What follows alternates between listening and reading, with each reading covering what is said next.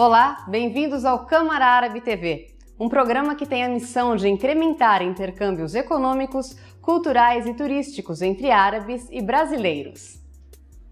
O Egito está passando por uma transição democrática e seu setor privado também está passando por mudanças. Uma delegação de empresários e políticos egípcios visitou o Brasil e o Chile para conhecer a experiência latino-americana e as políticas econômicas e sociais desenvolvidas no processo de democratização.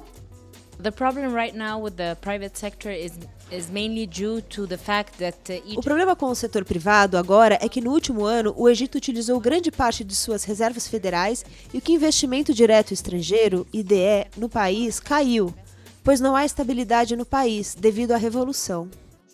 Então, investidores estrangeiros não estão entrando, o que resulta em dificuldades para o setor privado criar novos negócios ou atrair novos negócios. O IDE contribuiu muito para a economia. O mercado financeiro ficou fechado por mais de um mês e meio devido à revolução. Isso também criou grandes perdas. O turismo é a segunda principal fonte de renda para o setor privado e para o PIB do Egito. Também devido à revolução, a indústria de turismo caiu. Por razões de segurança também, as rendas com o canal de Suez caíram um pouco. Então, há um imenso problema de déficit orçamentário, tanto para o setor público quanto para o setor privado. Este é um problema com o qual o setor privado está lidando no momento. Até mesmo no setor privado, com bom desempenho, há problemas. Ele sente que a sociedade não os aceita bem, pois estavam muito ligados ao governo do regime passado. Então, vai demorar. Será necessária uma mudança cultural para que as pessoas passem a crer que nem todas as pessoas que trabalham no setor privado são corruptas e que as parcerias público-privadas precisam funcionar. Isso é algo com que teremos de lutar para encontrar um equilíbrio entre o setor público e privado. Antes da Revolução, o relacionamento não era correto. Eram grandes empresas com o governo fazendo negócios que não eram a favor dos pobres. Então, não havia distribuição de renda. Foi para isso que tivemos uma revolução. Therefore there was not any equity or redistribution. That's why we had a revolution. As you know, Egypt is passing through a transition phase. Como vocês sabem, o Egito está passando por uma fase de transição. Após a fase da revolução, todo o foco está na direção de como caminhar para a democracia e terminar todos os passos, incluindo a eleição do presidente. Nesse período, houve um arrefecimento da economia. As coisas não vão tão bem quanto antes, mas nós do setor privado acreditamos que isso é apenas uma fase que será superada em breve.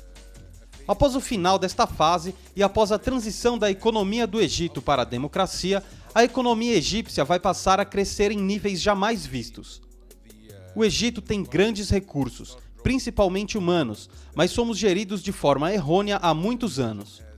Creio que a transição para a democracia será muito positiva para a economia. Mismanaged for long years, so I believe the transition to democracy will be very positive for the economy.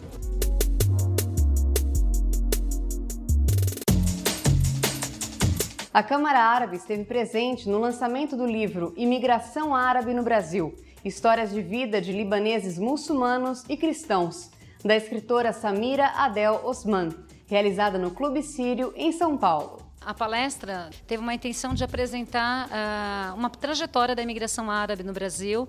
Então, uma característica da imigração árabe tem sido tanto a inserção urbana nas diferentes regiões do país, como também nas atividades comerciais, da atividade de mascate, passando pelo comércio e pela indústria.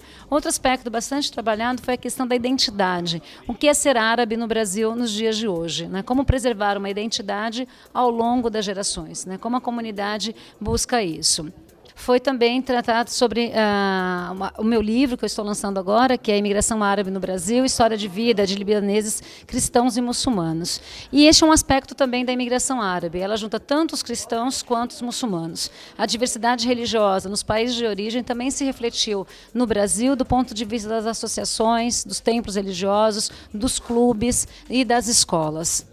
É uma forma que a comunidade teve de manter a sua identidade, de preservar o seu modo de vida vivendo na imigração. A ideia da passagem da cultura é que a gente não perca os laços das nossas famílias, dos nossos ancestrais.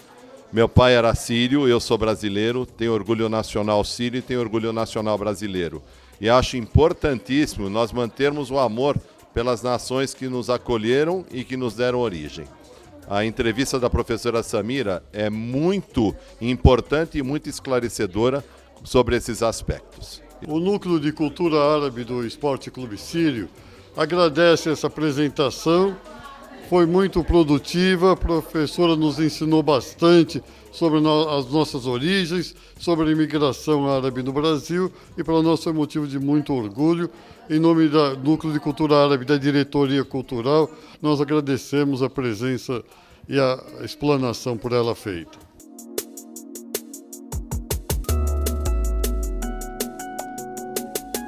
A Câmara Árabe lançou recentemente o Infobiz Online. Através dele, as empresas árabes e brasileiras poderão encontrar diversas informações para os seus negócios. Rodrigo, você foi o mentor desse projeto que foi criado junto com a sua equipe. Então, o que é o Infobiz Online e que tipo de informações ele possui? Tudo bem, Lucila?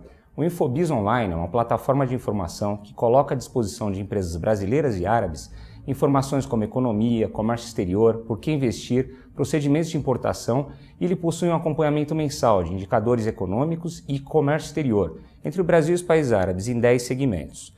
Ao todo são aproximadamente 1.000 páginas de relatórios, 950 gráficos atualizados e 950 tabelas atualizadas mensalmente. Tudo isso em português quando se trata de países árabes e em inglês e árabe quando se trata do Brasil. É bastante informação, né, Rodrigo? Sem dúvida. Como a Câmara Árabe consegue produzir esses relatórios e como as empresas interessadas têm acesso a tudo isso? A nossa equipe consegue produzir as informações graças a algumas regras simples. A primeira delas é que todo o texto tem uma visão perene, ou seja, ele é um retrato do cenário que vai sendo atualizado todos os anos. A segunda regra diz que todos os gráficos devem refletir os números consolidados do último ano concluído, com as informações disponíveis.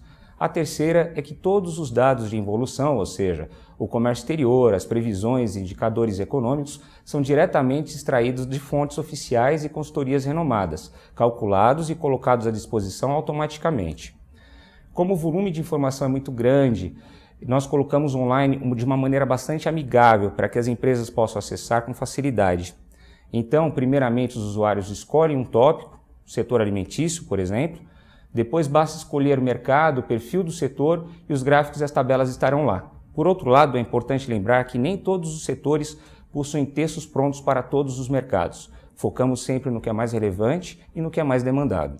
E como as empresas podem identificar as melhores oportunidades de negócios? A plataforma possui uma área dinâmica, onde o cadastro do associado se transforma numa página a ser vista por parceiros potenciais. Na prática, quando uma empresa brasileira se torna associada da Câmara Árabe, enquanto nossa equipe identifica parceiros, seus interesses de negócio são automaticamente divulgados na versão em inglês e árabe do site para que as empresas árabes o acessem e possam entrar em contato. Mas a gente não para por aí, Lucila. Já temos projetos para que essa ferramenta seja ainda mais completa e dinâmica. Muito obrigada pela entrevista, Rodrigo. Obrigado.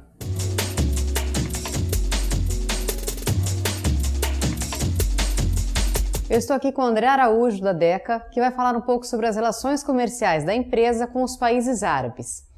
Para quais países árabes a empresa já exporta e qual o volume dessas exportações? Olha, em termos de venda direta, nós vendemos apenas para Dubai. A nossa estratégia nessa região foi justamente definir um distribuidor em Dubai que serve como um trampolim para os outros mercados árabes. Como Dubai já tem essa cultura de ser uma porta de entrada para a comunidade árabe, a gente optou por não inventar a roda. Então nós temos um distribuidor em Dubai, na verdade ele hoje tem uma loja em Abu Dhabi e ele está abrindo uma outra loja, uma segunda loja na cidade de Dubai. A loja de Abu Dhabi, em termos de louça sanitária, é 100% DECA. E em termos de metais sanitários, ele trabalha com DECA e também com produtos italianos. E o mesmo ele vai replicar para a loja de Dubai.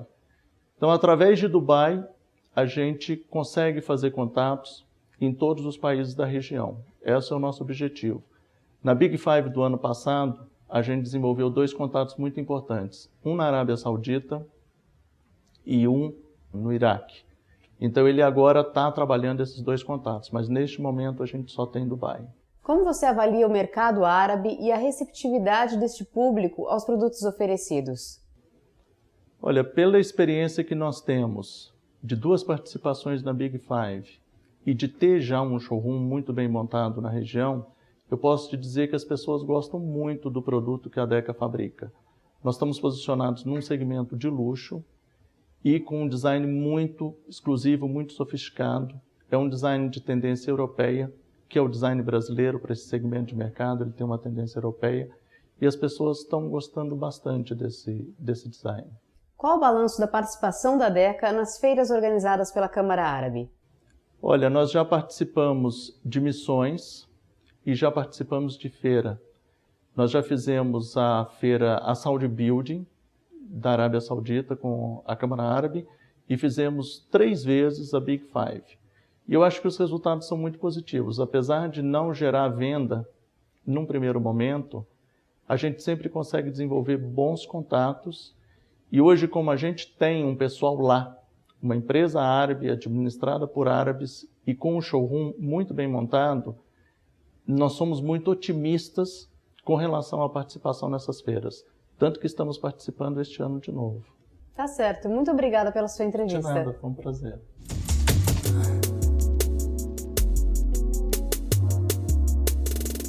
A Câmara de Comércio Árabe Brasileira realiza e apoia diversos eventos com a intenção de aproximar empresas árabes e brasileiras.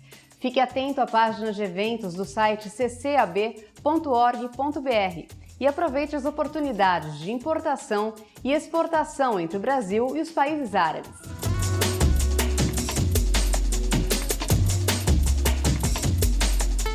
Durante os últimos programas, falamos sobre os 6 estilos caligráficos principais da escrita árabe. Os estilos Tulu, a primeira escrita e uma das principais escritas ornamentais, o estilo Ruqwa, nascido das escritas Naskh e Tulu, que se tornou um dos estilos mais populares e amplamente utilizados. O estilo Farsi, desenvolvido pelos persas e amplamente utilizado pelos muçulmanos, persas, hindus e turcos. O estilo Kufi, escrita sagrada dominante nos primórdios do Islã e muito utilizado em monumentos arquitetônicos. O estilo Naskh, relativamente fácil de se ler e escrever, considerada atualmente a escrita máxima para muitos muçulmanos e árabes. E, finalmente, o estilo Diwani, que permite representar de maneira sutil qualquer imagem utilizando apenas letras árabes. Terminamos o programa com algumas obras do calígrafo árabe Muwaffaq Dibi Helaiel.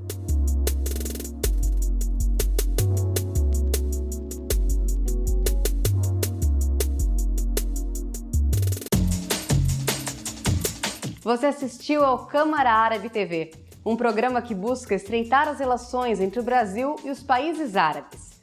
Nos vemos na próxima edição.